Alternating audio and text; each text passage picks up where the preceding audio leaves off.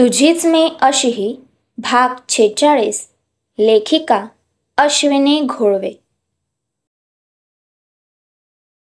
मागील भागात आपण पाहिले की प्रियाने अंशच्या प्रेमापोटी त्याचा राग तिरस्कार सगळं सहन केलं आणि त्याने लोकांच्या बोलण्यात येऊन खोटे पुरावे पाहून खरं काय खोटं काय ह्याची शहानिशा न करता त्यावर विश्वास ठेवून तिने न केलेल्या गुन्ह्याची शिक्षा दिली.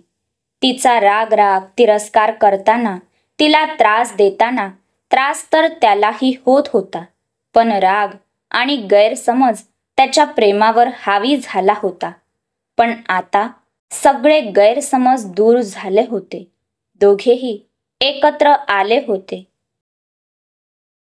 पण सत्यापासून अजूनही प्रिया अनभिज्ञ होती आणि अंश समोर सगळं सत्य आलं होतं. आणि आता त्याला प्रियाला भेटण्याची ओढ लागली होती.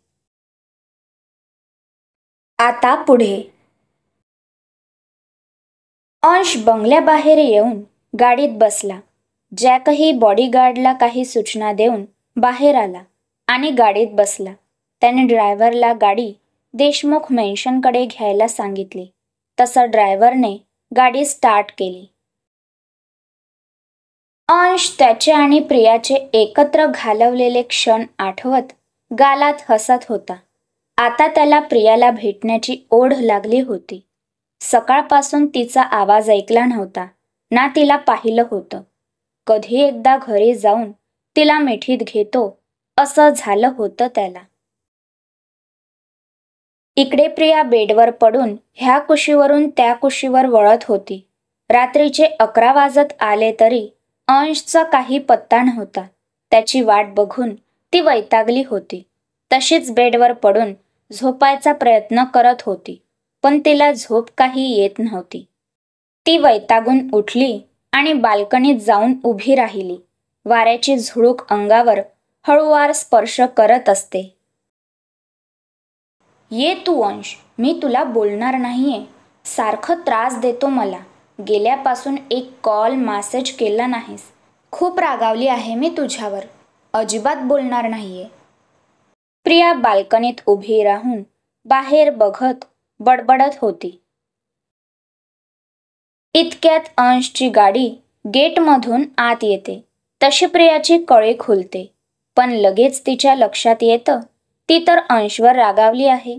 ते चेहऱ्यावर रागीट भाव आणून तशीच बाल्कनीत उभी राहते. अंशला ड्रॉप करून जॅक दुसऱ्या गाडीत बसून निघून जातो. अंश पळतच घरात येतो. त्याला प्रियाची ओढ लागली होती. सगळीकडे शांतता होती. तो तसाच पळत त्याच्या बेडरूमकडे येतो. डोअर उघडून आत येतो आणि डोअर लॉक करून बेडवर नजर टाकतो, तर प्रिया बेडवर नव्हती. तो अस्वस्थ होऊन रूमभर नजर फिरवतो, पण ती नव्हती. त्याची नजर बाल्कनीच्या स्लाइडवर जाते. ती ओपन होती. तो तसाच चालत समोर येऊन बघतो, तसं त्याला पाठमोरी उभी प्रिया दिसते. तिला बघून अंश स्वतःला हरवून बसतो. त्याला त्या सिच्युएशनमध्ये काही सुचतच नाही. तो फक्त प्रियाच्या पाठमोऱ्या शरीराकडे भान हरपून बघत असतो. तिने रॉयल ब्लू कलरची साडी घालून त्यावर डीप नेक ब्लाउज, ज्यातून पाठीचा कणा स्पष्ट दिसून येत असतो, आणि त्या साडीमधून ती मधुर अशी कोरीव कंबर, जी अंशला बघून मोहित करत होती. तिची घायाळ करणारी कांती आणि ते गुबरे गाल, त्या कोरीव कमरेवर ती मनाचा ठाव घेणारी बेंबी, एवढंच त्याला उत्तेजित करायला पुरेसं होतं. हळूच तो प्रियाच्या मागे आला आणि तिच्या कमरेत हात घालून तिला पोटाला चिमटा काढला आणि तसंच मागून तिला मिठी मारली. त्याच्या स्पर्शाने प्रियाचा राग फुर उडून गेला आणि ती बोलली, आ आ आउच! अंश, काय करतोस? प्रिया ओरडून म्हणाली. काय करणार? एवढ्या छान रात्री मी माझ्या सेक्सी बायकोवर प्रेम करतोय, अंश म्हणाला. आत्ता आली का बायकोची आठवण? प्रिया लटक्या रागाने म्हणाली. आठवण तर सारखीच येते, पण काम पण महत्वाचं आहे ना. अंश तिला खांद्यावर किस करत म्हणाला. तू तू आधी बाजूला हो आणि जा फ्रेश होतो. प्रिया त्याच्या तावडीतून स्वतःला सोडवत म्हणाली. श्श, काही बोलू नको. अंश तिच्या नाजूक ओठावर बोट ठेवून तिला स्वतःकडे ओढून घेतो. ती पण बेसावध असल्याने त्याच्या भरीव छातीवर येऊन आदळते आणि तो बोटाने तिच्या केसाच्या बटेशी खेळत प्रियाला म्हणतो. आज काय माझा जीव घ्यायचं ठरवलंय काय तू? एवढी हॉट बायको माझ्या समोर असल्यावर मी कसं स्वतःवर ताबा ठेवू सांग तूच. अंश म्हणाला. प्रिया लाजून काहीच बोलत नाही. आज मुझे ये बताने की इजाजत दे दो, आज मुझे ये शाम सजाने की इजाजत दे दो, अपने इश्क में मुझे कैद कर लो, आज जान तुम पर लुटाने की इजाजत दे दो. अंश हळूच प्रियाच्या कानाजवळ जाऊन म्हणतो.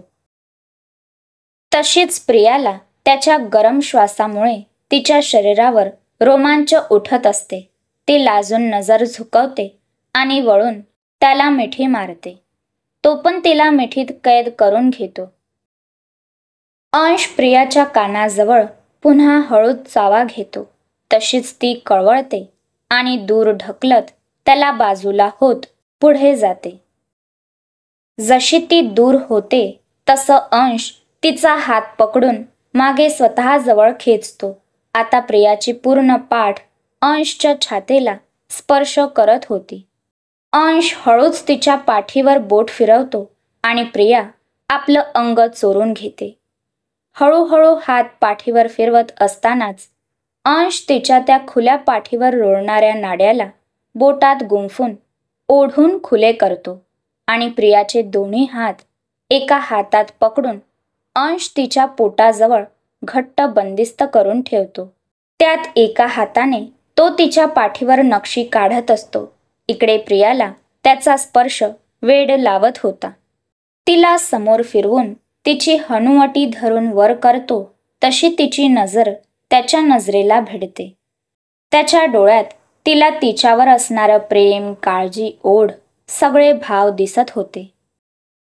तिच्या नजरेत नजर घालून त्याच्या प्रेमाची साक्ष देत तो तिच्या ओठांच्या कडेवरून हळूवार बोट फिरवतो तसे ती डोळे मिटून घेते. आणि तो क्षणाचाही विलंब न करता तिच्यावर झुकतच तिच्या त्या रसिल्या ओठांवर ताबा मिळवला आणि तिला किस करू लागला. तीही त्याच्या गळ्यात हात गुंफून त्याला साथ देऊ लागली. तिची साथ पाहून त्याचा आवेग वाढला. तो तिला पॅशनेट किस करू लागला. त्याचा आवेग तिला आवरता आवरत नव्हता, पण ती त्याला जमेल तसा प्रतिसाद देत होती. त्याचे हात तिच्या पाठीवर तर कधी कमरेवर फिरत होते. प्रियाचे श्वास अपुरे पडायला लागले तर ती त्याला दूर करत होती, पण अंश सध्या तिला सोडायला तयार नव्हता. थोड्याच वेळात अंश प्रियाच्या ओठांवर चावा घेतो आणि ती कळवळून त्याला धक्का देते. अंश, इट्स हर्टिंग मी, प्रिया म्हणाली. मी म्हटलं होतं तुला की मला त्रास देणं तुला परवडणार नाही. आता जशी माझी बायको माझ्यावर हक्क करून मला त्रास देऊ शकते, तर मी पण माझ्या बायकोला हक्काने गोड त्रास देऊ शकतो ना. अंश खट्याळ हसत तिला डोळा मारत म्हणाला. जा बरं तू. प्रियाने त्याला चापट मारली अन हसतच नजर वळवून बाहेर बघू लागली. अंश तिचं ते गोड लाजरं हसू एकटक बघत होता, पण आता त्याला तिच्या शरीराची ओढ जाणवत होती. त्याला धीर धरवत नाही तिचं ते सोज्वळ रूप पाहून. आता अंश परत तिच्या जवळ जाऊन तिला मागून घट्ट मिठी मारतो. त्याचे हात तिच्या पोटावर विसावतात. तो तसाच तिच्या मानेवर ओठ फिरवायला सुरुवात करतो. त्याच्या त्या ओलसर ओठांच्या स्पर्शाने तिचं रोम रोम उत्तेजित होऊ लागते. तिने त्याच्या पोटावरच्या हातावर हात ठेवून पकड घट्ट केली. अंश हळूहळू तिच्यात आपला संयम विसरत होता आणि ती पण त्याच्या स्पर्शात स्वतःला हरवत होती. अंशने तिला दोन्ही हातावर उचलून घेतलं आणि आत घेऊन गेला. क्रमशः. हा अंशप्रिया रोमांस स्पेशल भाग कसा वाटला? उर्वरित रोमांस वाचा आणि ऐका पुढच्या भागात. भेटूया पुढच्या भागात. तोपर्यंत हा भाग कसा आहे ते नक्की लाईक, कमेंट्स आणि शेअर करून सांगा. व्हिडिओ आवडल्यास हे चॅनल सबस्क्राईब करायला विसरू नका. कथेचे सर्व भाग नित्यनेमाने प्रदर्शित होतील, त्यामुळे तुमच्या प्रतिक्रियेने सहकार्य आवर्जून करत रहा. Stay tune. धन्यवाद.